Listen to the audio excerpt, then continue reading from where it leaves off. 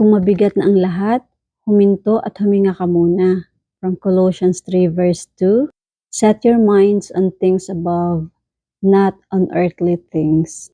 Ang pressure ay kayang palabuin ang puso at isip mo. Kapag sobra ang bigat, nakakalimutan natin kung sino tayo at kung sino ang Diyos sa buhay natin. Pero gustong ipaalala ni Lord na huwag mong hayaan ang stress na magnakaw ng pananaw mo. Huminto ka sandali, huminga ka, manalangin ka. Hindi lahat kailangang ayusin ka agad. May mga bagay na hinahayaan muna ng Diyos para matuto tayong magtiwala.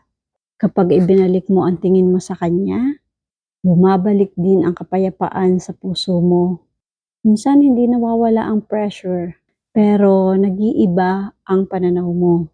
At sapat na yon. Kaya tara, pray tayo. Lord, turuan mo po akong manatiling kalmado kapag mabigat na ang pressure. Ibalik mo po ang pananaw ko sa iyo at punuin mo po ako ng iyong kapayapaan. Amen.